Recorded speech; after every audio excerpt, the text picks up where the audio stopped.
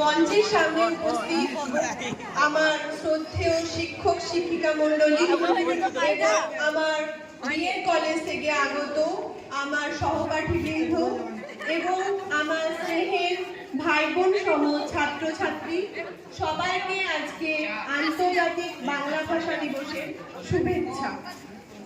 আজ 21শে ফেব্রুয়ারি, আজ আমাদের বাঙালি তথা বাংলাভাষী মানুষের গর্বের দিন, অহংকারের দিন।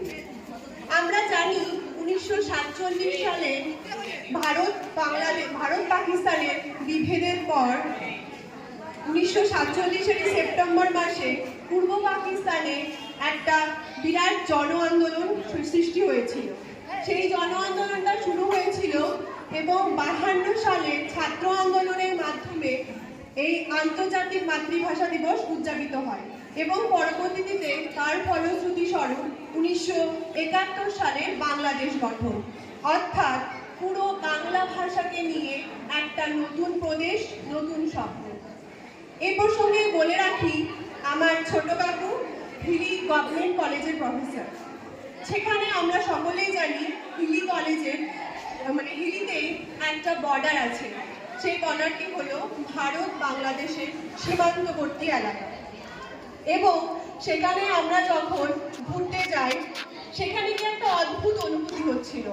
সেখানে কোনো প্রকৃতিগত, কোনো পরিবেশগত কোনো পার্থক্য ছিল না, পার্থক্য শুধু মাঝখানে একটা কাঁটা গাড়ি। আমরা অবাক হয়ে গেছিলাম এবং খুবই কষ্ট হচ্ছিল। সেই জায়গাটায় অদ্ভুত একটা কান্না পাচ্ছিল, মনে হচ্ছিল কেন এই বিভেদ, কেন এই এরকম একটা মাঝখানে বর্ডার।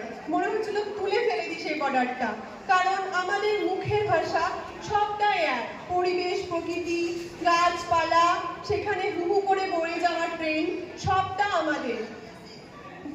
অদ্ভুত একটা খারাপ লাগা কাজ করছিল। তো সে প্রসঙ্গে আমার একটা কবিতা।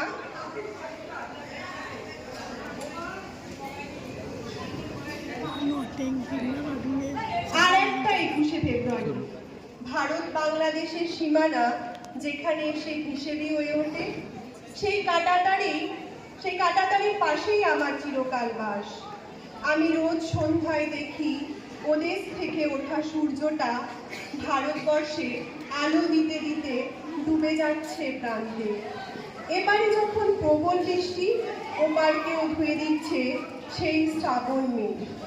আমাদের গঙ্গা ওদের পদ্মা, আমাদের যমুনা ওদের মেঘনা, সবাই তো সমুদ্রাভিমুখী। আমাদের কান্নার ভাষা এক, ঘৃণার ভাষা, ভালোবাসার ভাষাও। আমাদের দুঃখ বেদনা, হর্ষ বিষাদ, আমাদের অভিব্যক্তি প্রকাশ করার অক্ষরগুলো আলাদা ছিল না কোনোদিনও।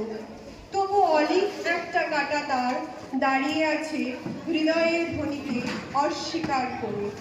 তুই বাংলা আর মিলবে না জানি, তবু স্বপ্ন দেখি মিলেমিশে তারা একাকার হয়ে গেছে একদিন। তার জন্য আর একটা 21শে ফেব্রুয়ারি দরকার। এবং এ প্রসঙ্গে বলে রাখি, আমি নিজে একজন বাংলা বিভাগের ছাত্রী এবং আমি প্রচণ্ড গর্ব অনুভব করি যে আমি বাংলা নিয়ে পড়াশোনা করেছি, কারণ বাংলা ভাষায় পড়াশোনা করে আমি সান্নিধ্য লাভ করেছি রবীন্দ্রনাথ, জীবনানন্দ এবং নজরুলের। এবং সবশেষে একটাই কথা বলতে ইচ্ছে করছে, আমার সোনার বাংলা, আমি তোমায় ভালোবাসি। ধন্যবাদ।